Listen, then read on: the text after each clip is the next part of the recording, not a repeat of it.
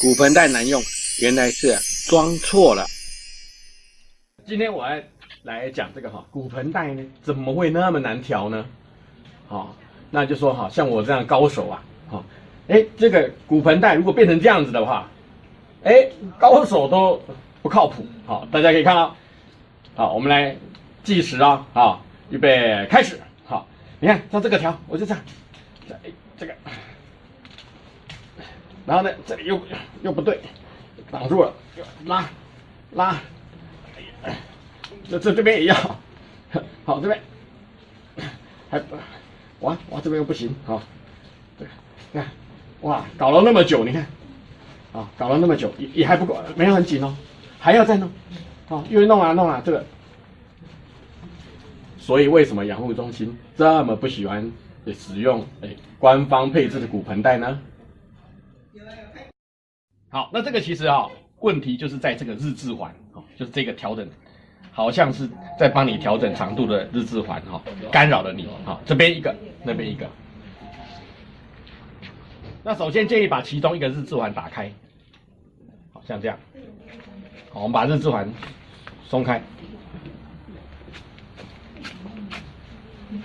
把这个藏到后面，你就发现如果装对扣环是装对的话，我们只要1秒钟，马上就束紧，厉害吧？再给大家看一次，我们扣上去以后，虽然比较长，但是因为没有日志环，我们只要一拉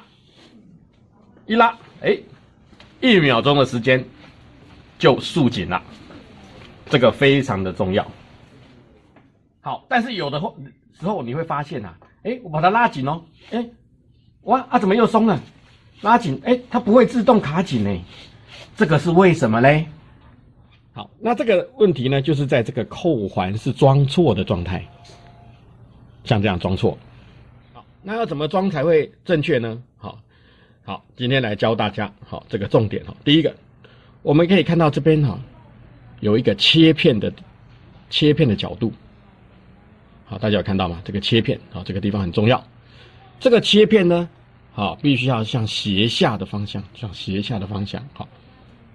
好，我们先把它放成这样，然后呢，我们就把这个安全带从前面的洞向上穿。好，大家记得刚刚切刀的方向哦。好，向上穿以后呢，再借由刚刚那个切刀的洞呢，再向下穿。然后把它抽出来，好，这样子就会达到自动调整扣紧的状态。大家可以看，好，我只要一拉紧，就跑不动了，好，这样才是一个正确的状态。好，一拉紧，就自动卡住，它就是利用那个切片的原理，一个切片的角度。卡住这一个安全带，好，所以这样子是正确的切刀。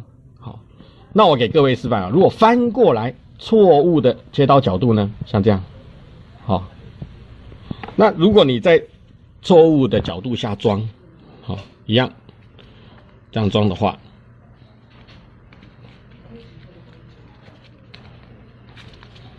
好，你就会发现它就卡不住啦，你看就松脱啦。好，所以这个扣环的使用是非常重要，有非常多的人呢，他的轮椅是装错的，导致这个骨盆带就不好用。轮椅安装骨盆带 DIY 就是要安装在轮椅的转角的地方。我们从这个轮椅的这个缝这边插入。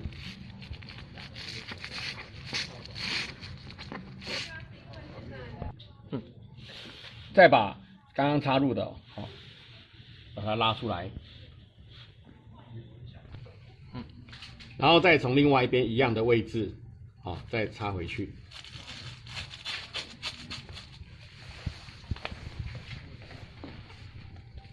这样就完成了。好，刚刚装好的这个骨盆带呢，就可以直接就变得非常的容易好用。轮椅脚踏满长度怎么调？好，那我们看这个是最常见的轮椅脚踏板，好，那它也是可以调长度的，好，但是要怎么调呢？很多人就是不清楚。好，那因为它都看不到有任何螺丝，哈。那其实它的螺丝呢在下面，在这里。那要用什么工具调呢？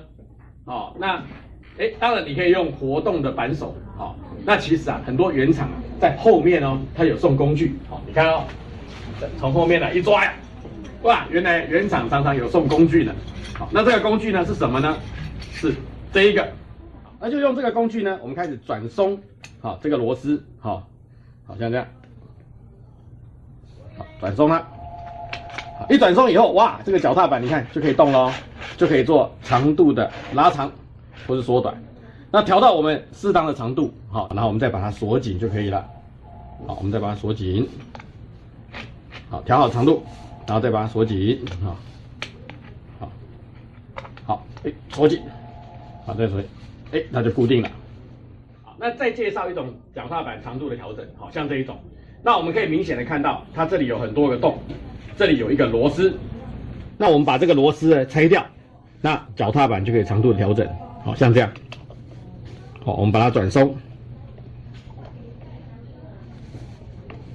好，然后拆掉。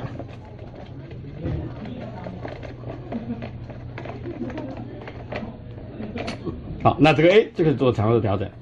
好，调到你要的高度呢，好，我们再把它这个锁上就可以。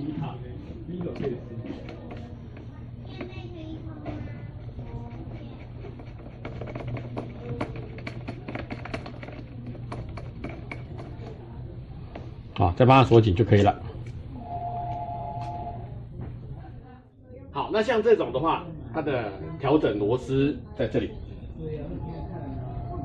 好，那一样的，我们把它松开。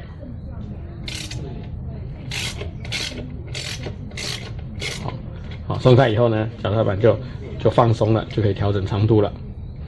好，然后调好以后，我们调到适合的长度以后，我们再帮它这个锁紧啊。做锁紧的动作。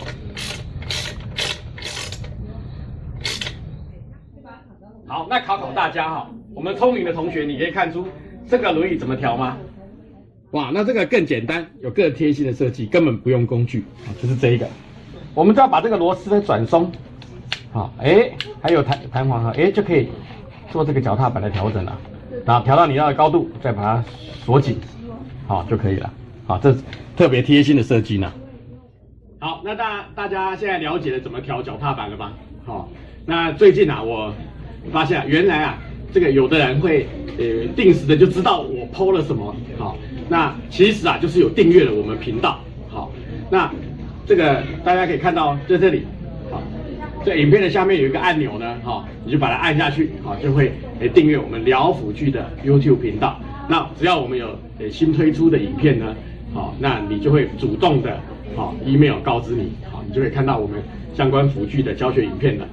谢谢。